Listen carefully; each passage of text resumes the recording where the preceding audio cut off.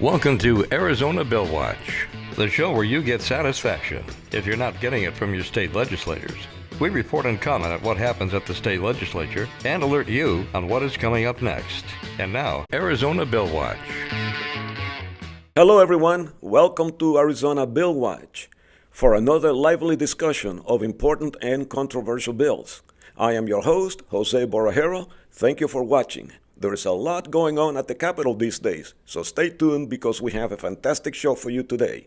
But before we do that, some housekeeping items. Number one, we would love for you to watch the whole show from beginning to end. However, you may also fast forward to the bills of your choice by using the handy chart that we have placed down below.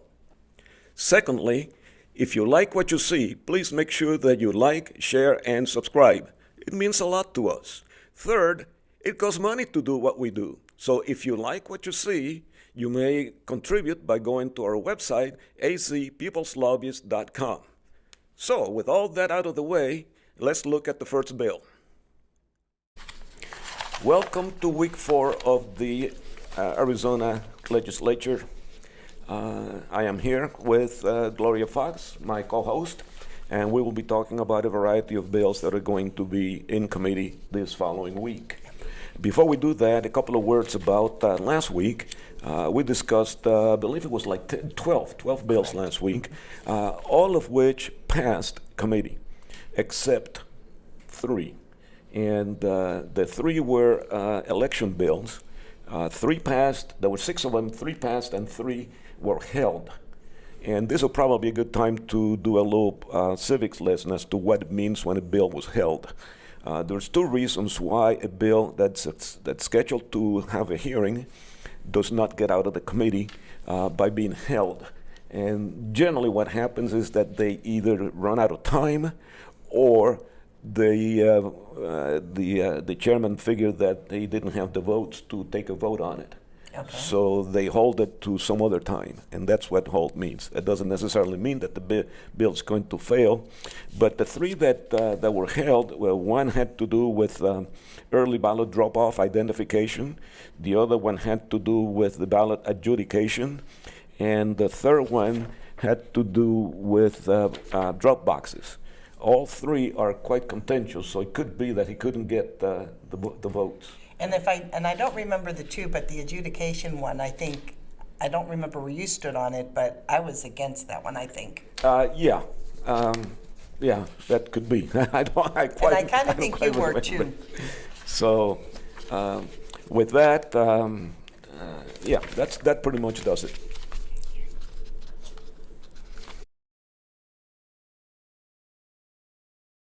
House Bill HB 2332. Short title, Firearms Safety Training Schools. This bill is going to be heard in the House Military Affairs and Public Safety. And it was introduced by Representative Bliss. And all it is, it's a mandatory course of firearm instruction, but you don't have to do it. You can opt out. If the parent doesn't want the kid to know about firearm safety, then you just sign something and you don't do it. Is it currently a mandatory course? No. Okay, so this bill. This bill would do that. Okay, that's what I thought, but go ahead. Yeah. And what happens, actually this type of instruction doesn't really belong in the school, actually, at this point. It belongs in a house, in a home.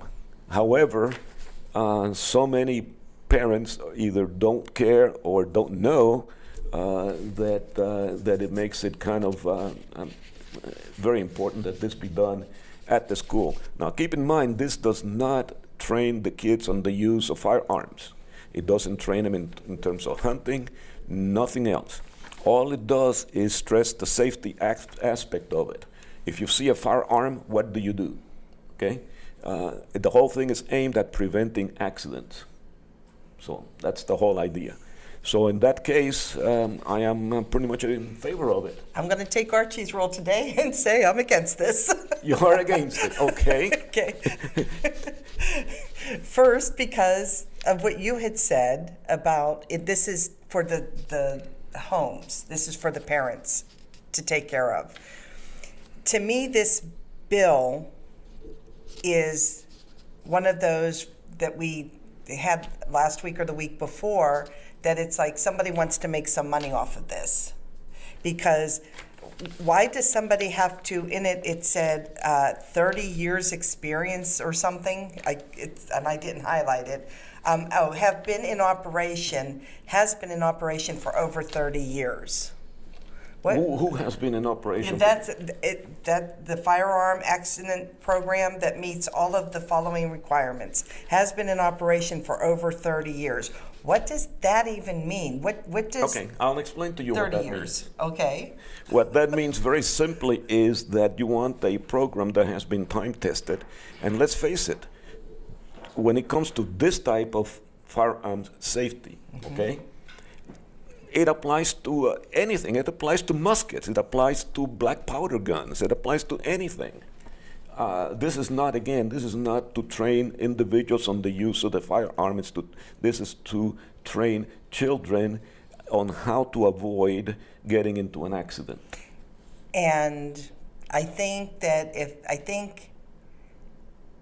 children, if they're taught at home, and I understand what you had said about, because a lot of parents, but all the parent has to say is guns are bad, and this bill does nothing to educate people, because in here also it says no real firearms, nothing. You can't teach somebody safety without the actual product, in my opinion. If you were training somebody to use the firearm, you are 100% correct. But I have to keep on stressing. Basically, what this does is simply says, if you see a gun, this is what you do: A, B, C, and D. Right. Okay. And if you see a gun, you don't pick it up. End of story. Okay. So anyway, I'm against this bill. again, so we have, I am in favor of it, and Gloria is against it, and we'll see what happens in committee next And week. I think it does need to be stressed also. There are sections in here that give the opt-out, and I agree with that. Yeah, I well- just don't think that this should be a mandatory program. I think this is a complete waste of time, and somebody wants to pay somebody off. Okay. Okay.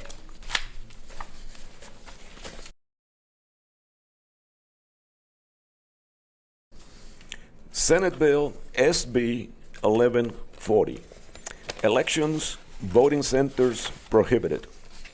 This, it's one of many bills that is going to be heard in the Senate Elections Committee next week.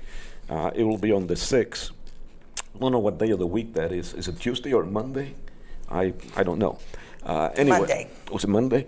Anyway, it was introduced by Senator Hoffman, and it very simply does exactly what it says. It does away with voting centers in favor of neighborhood voting. Okay? Now, Which would be interpreted as precinct voting, correct? it would, but not necessarily.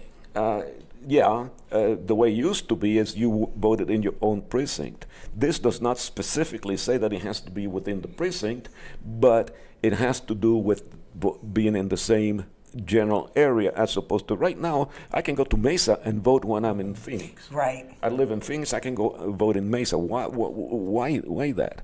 The closer you are, the closer the voting center is to the residence of the voter, the better it is, because people know each other, you're close by, there's a lot of advantages. The farther you are from the residence, the more likely there is to be mischief. So this makes a whole lot of sense to me. Oh, I agree with you on this one. And we used to have precinct voting here. We don't have it anymore. I'm not exactly sure when it changed. But now, as you said, you can go anywhere in the county and vote. And that's one of the problems that I think we encountered this last session, or this last voting, is that we had people everywhere voting. They can't have an accurate count of anything. They can't have an accurate count of ballots being dropped off, and so on and so forth. So Yeah, you have no idea as to how many people would. It could be everybody decides to go to one voting center. Yeah, right. And it gets overwhelmed. Yeah. So I'm in favor of this. Okay, so we both agree that 1140 should be a yes. Yes.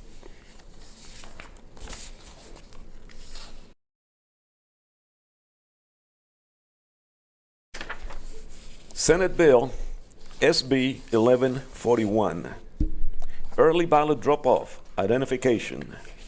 This is another bill that is going to be heard in the Senate Elections Committee on the 6th, which is Monday. And also it was introduced by Senator Hoffman, who, by the way, introduced quite a few of these election integrity bills. This SB 1141, again, it's kind of a simple bill. All it means is that when you bring a ballot to a voting facility, whatever that happens to be, whether it's your own or you're bringing somebody else's ballot, you have to show proper ID. Now, to remind people as to what they mean by even if it is somebody else's ballot, you are allowed to bring in somebody else's ballot only if it is a member of the family, or if you are a caregiver and you're carrying the ballot for a person that's disabled who cannot do it. Anything other than that is a felony, actually. Right. So you have to be careful about that.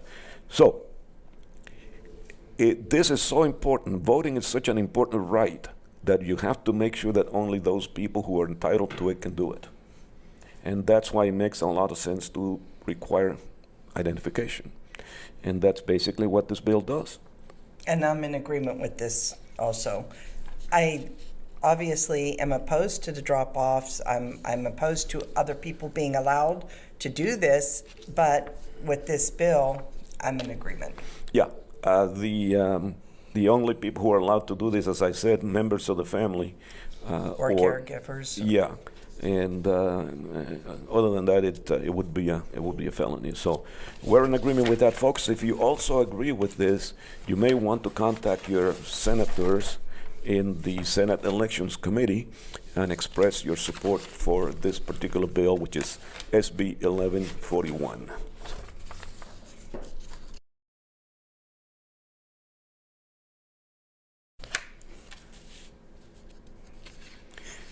Senate Bill SB 1143. Short title, Voting Registrations, Ballot Requests, Source. This bill also would be heard in the Senate Elections Committee on the 6th of February. It was introduced by Senator Hoffman, and basically what it does, it says here, for any signed pre-printed request aimed at a vote. It's a long description as to what happens. I didn't understand this one, to be honest with you. Okay, let me explain as best I can understand it. It's not an easy bill to understand. But what happens is that apparently when it comes time to check out and match signatures, they have been using in the past documents that are not official documents. And what this does in terms of checking the signatures is that, let me see if I can get to the point here. A card or other form that is not, okay, wait a second. Card or other form. Wait a second, the county recorder may not use the signature of the voter as a sole exemplar, in other words, the only match to that signature for subsequent comparison if the submittal is on a printed document, card, or other form that is not an official form printed by the county recorder or the officer in charge of elections. That's the way, I have to write it that way because of the legalese. But basically what it is you have to use one of the official forms for that card or form to be used. And actually, it's pretty much a housekeeping thing, although there are those who object to that, but only those who want to do mischief. Well, and I'm for, as you explain it, just reading the wording, I wasn't understanding, but as you're explaining it, yes, I am in favor of that. What I don't understand is why don't we use voter cards anymore, voter ID cards? Well, it's like everything else. We have gotten away from paper. Yep. You know, it's all electronics these days. I mean, you can't. It's virtually impossible to do anything other than electronics. Convenience. Yep. But I'm in favor.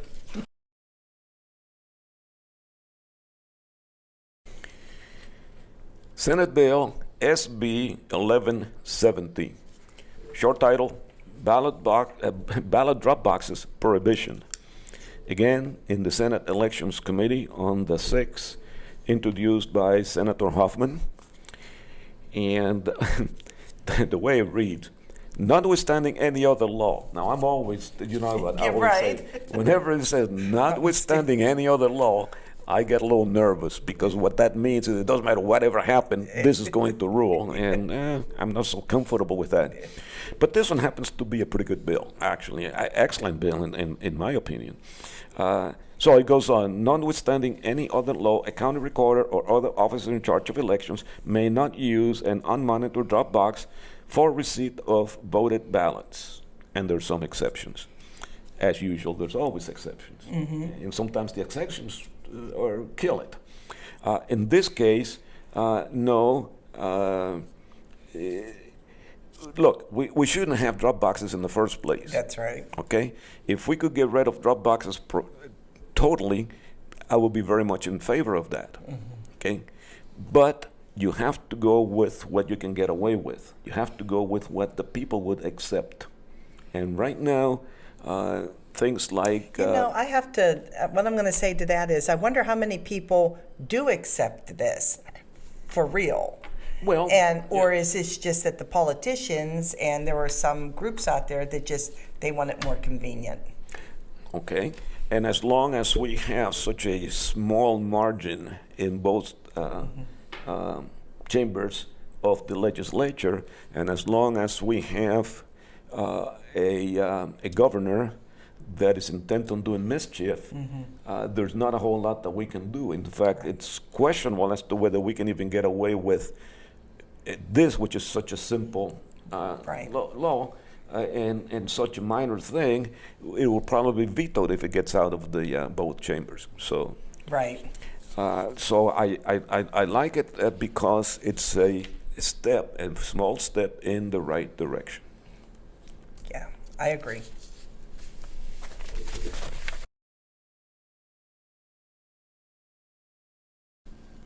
Senate Bill SB 1201.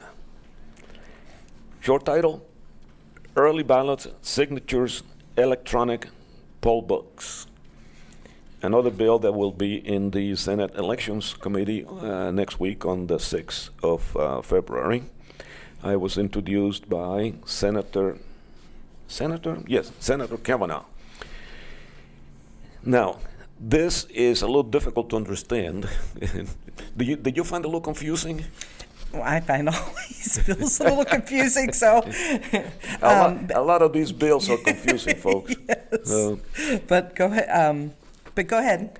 Okay, so what happens here is that when you're going to be comparing signatures, okay, for whatever reason, at the polling place or electronic poll, it says that polling place or voting center electronic poll books may not be used for signature comparison.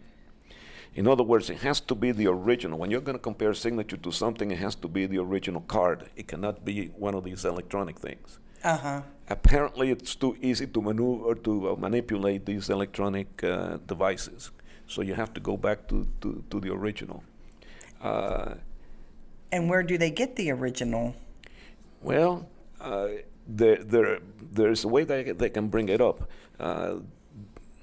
As a matter of fact, this has nothing to do with this particular bill, but there's a lot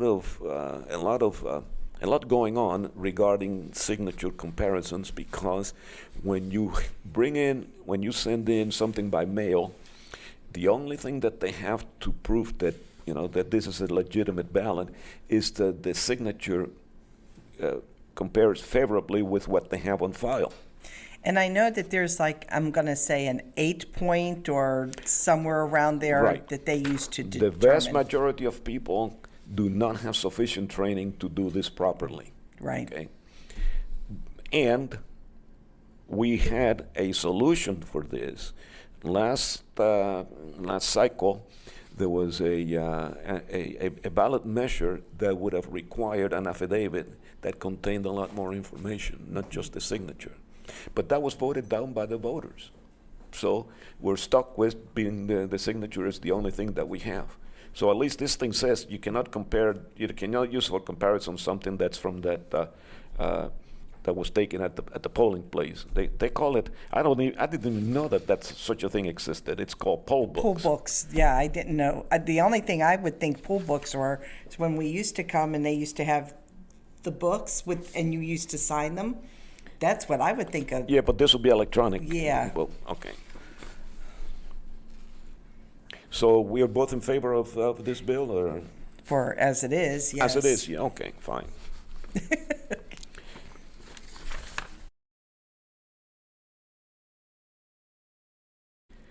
Senate Bill SB 1264. Short title, Officials Political Action Committee Prohibition. This bill is going to be in the Senate Elections Committee. How many are we having in the Elections Committee next week? That's what I was wondering. It seems like almost all of them are. Well, they go like this. Like a couple of weeks ago, almost everything was in the Education Committee. Right, right. And this week, this coming week, it's going to be a lot of activity in the Elections Committee. And I think, though, the last several weeks, it's a lot of election bills, which I'm glad about. Haven't we already, did we already look at this one earlier, a couple of weeks ago? Yes, we did. Mm-hmm. We did because it was up for something, but it never did make it. A lot of times, there's certain stages, in the process of a bill, and we have some of these we have already looked at because something else happened before. But now we have that they, in this particular case, in the case of SB 1264 and all the others that we're looking at here, they have been, not only have they been assigned to a committee, they've been scheduled for a committee hearing. So we know that there's going to be activity next week, and that's why we are talking about them. Now this SB 1264 deals with political action committees, PACs, and very simply it says that you cannot be you cannot be an employee or an officer of let me back up a little bit. If you're involved in the election process, okay, you cannot be at the same time part of a political action committee. Now that should be pretty obvious. That, in my opinion, it should be. It should be. I mean, it would be like the fox guarding the chicken coop, right? Right, exactly. I mean, you're a political action committee in favor of a particular candidate or candidates, and you're overseeing the election. No, that should not happen. No. And to the extent that it's happening, it should be stopped. And that's what this bill is aimed at doing, stopping that practice. And I agree with this. And that's, to me, it's just all conflict of interest. If you're in the bill, it says chairperson, treasurer, or other member of a political action committee. Right, right. So, folks, if you like the idea of avoiding conflict of interest in the voting process, in the election process, make sure you contact the members of the Senate Elections Committee and tell them that you favor this bill. Yeah.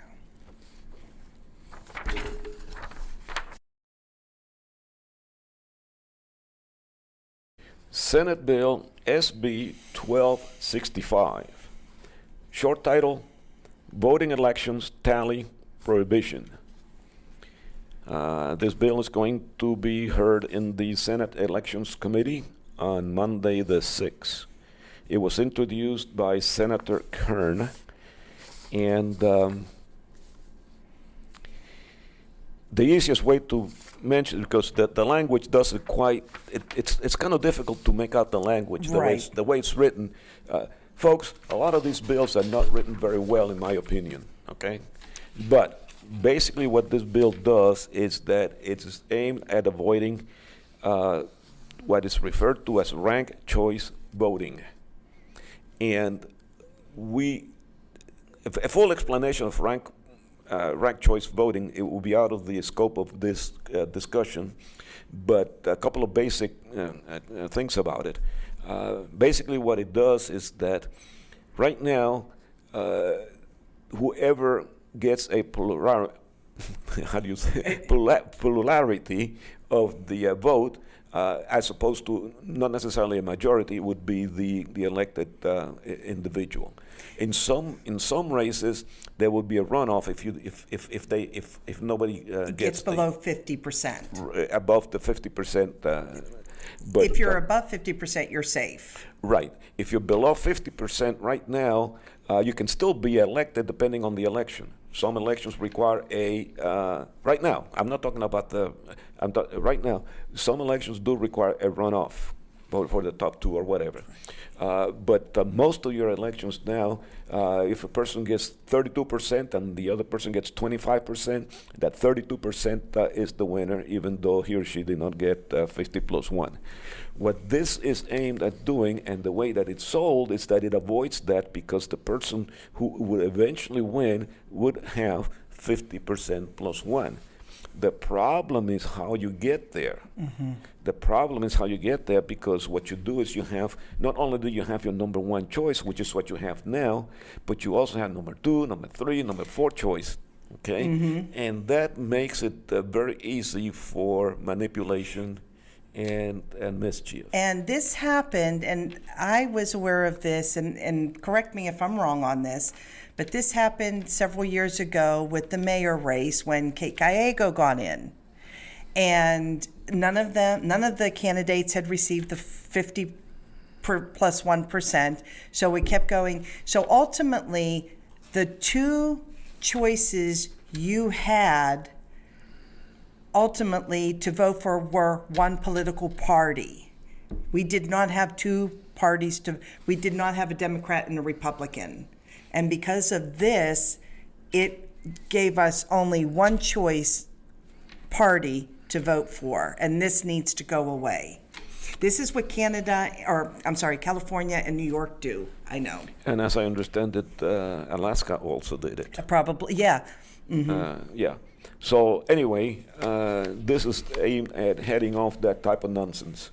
So it does say, for every election held in this state, the person who receives the highest number of legal votes shall be declared elected. And right. That's the way it should be. Yeah, and we want to keep it that way.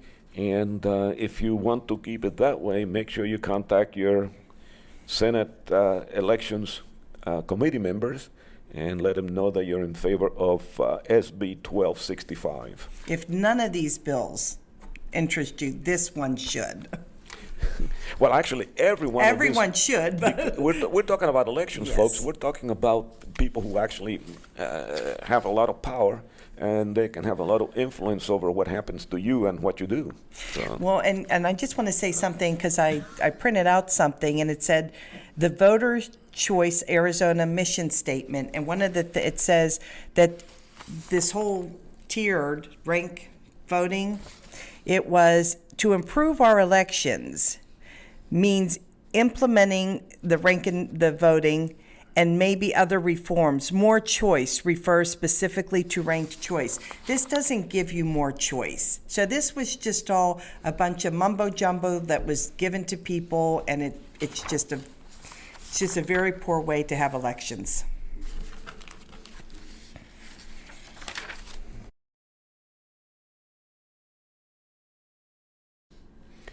Senate Bill SB 1273, short title, Early Ballot Delivery Instruction Requirements. Another bill that's going to be in the Senate Elections Committee. I lost count. How many is it? Like 6, 7, 8? Yes, something like that. So this bill is going to be heard in the Senate Elections Committee on the 6th of February. It was introduced by Senator Bennett, And it's actually a very simple bill. As a matter of fact, it's almost like a one of those housekeeping bills. Right. All it does is it requires that the instructions to voters, the instructions that you get with a ballot, indicate a warning, that they have a warning that that ballot harvesting is illegal, as though people wouldn't know who are likely to do it. Right. Okay, it's like having a sign in a building that says "No guns allowed." Right. I was thinking the same thing. No guns allowed. So the criminal is going to say, "Hey, guns are not allowed. I better not hold up this place." Right. Okay? Because Better not take my gun in. and the same thing happens here. They say, well, ballot harvesting is not. And by the way, for those of you who may not know what ballot harvesting is, we talked about it a little bit earlier.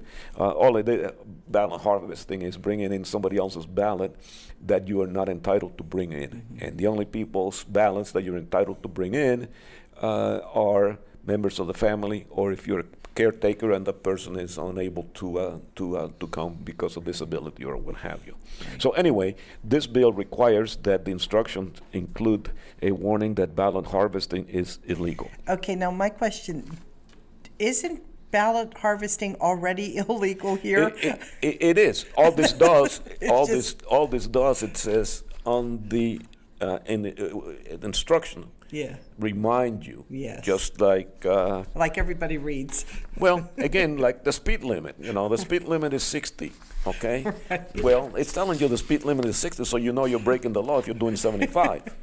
That doesn't stop you from doing 75. But anyway, it's a good housekeeping bill. Yeah, it's a good housekeeping bill.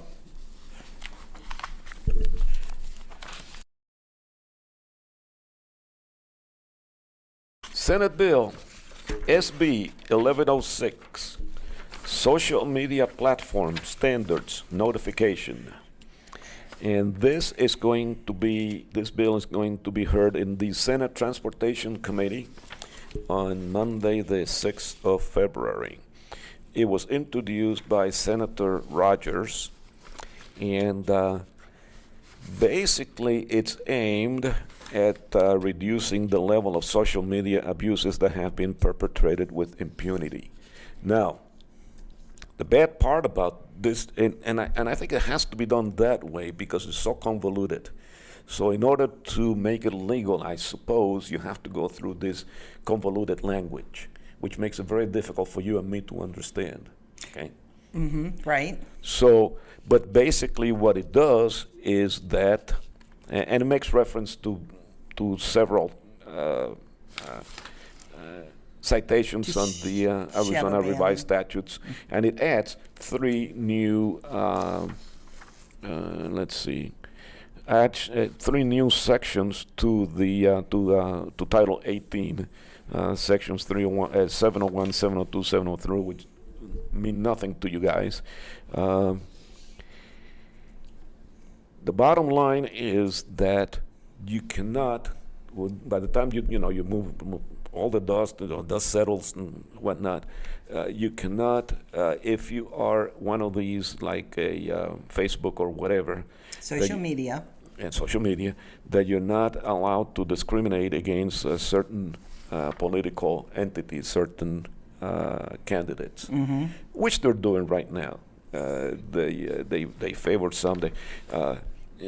Anybody who's been to social media, at least on Facebook, knows that if you make a statement of any kind that they don't like, they actually fight you on it.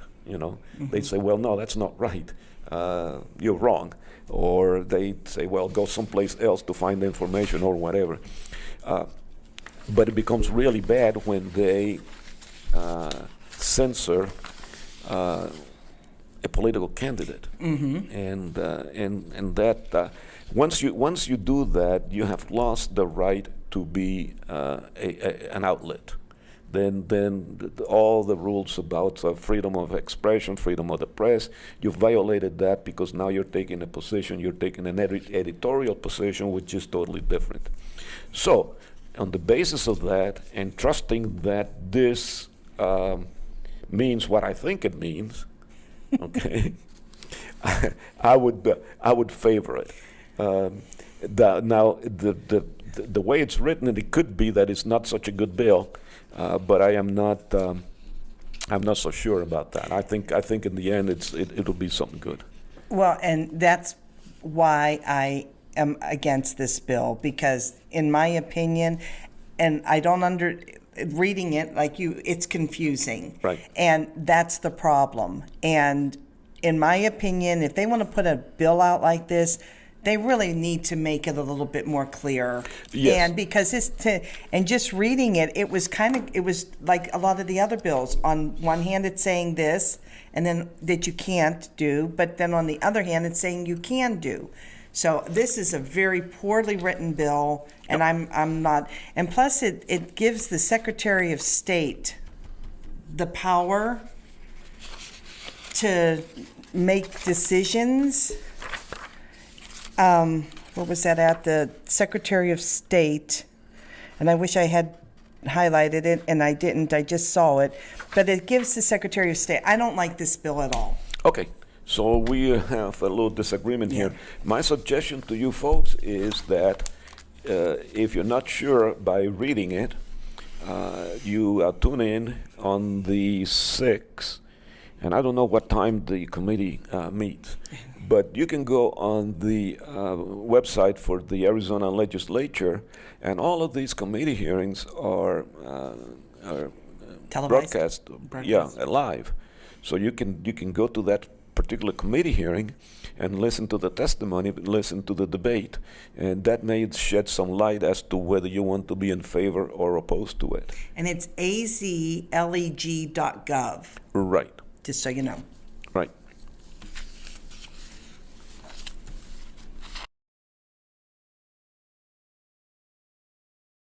Senate Bill SB 1312. Short title, Vehicle Mileage Tracking Tax Prohibitions. This bill is also going to be heard in the Senate Transportation and Technology Committee on Monday the 6th. It was introduced by Senator Hoffman, and it prevents the state and its political subdivisions from tracking, taxing, harassing, or discouraging individuals based on their motor vehicle use. Folks, this is major. This is major. There is a movement afoot to have people controlled, in other words, have government entities controlled your movements and my movements. Yeah. Okay, by putting obstacles in the way of our movement. What kind of obstacles? Well, have highways, for example, that will be limited only to, say, electric vehicles. Okay, have punitive taxes on fuel. Being the days of GPS is very simple, very easy to track people. They can track your movement. Well, and that's what I don't even understand, how people who get insurance, when the insurance company wants you to put something on your car, and it lets them know if you're going too fast or if you're accelerating too fast, or they monitor all of your movements in your car. And they even monitor how many miles you're going. And I don't even understand why anybody would want that on their car. Well, it's coming unless we do something about it. It's coming not just from the insurance companies, but from the government. And so what this bill does is that it is aimed at heading off this sort of thing. And you know that the insurance companies are giving this money or the information to the government already. Of course. Insurance companies and governments are hand in hand. Yeah. So definitely, and here's what I wrote in my comments. I happen to know a little bit about oppressive governments, folks. And why is that? I happen to have been had the fortune or misfortune of living in a communist country. Yes. So I know what they're talking about. You folks may not know. Hopefully you'll listen to the wake-up call and contact your legislators and say, this is an excellent bill. Let's not allow the government to do this. But here's what I wrote: an essential component of political freedom is freedom of movement.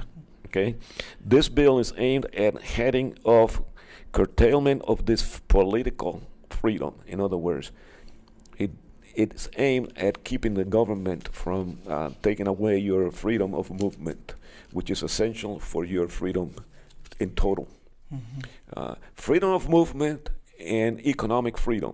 Yep. Those two freedoms go hand in hand. And if you don't have those, you also do not have political freedom.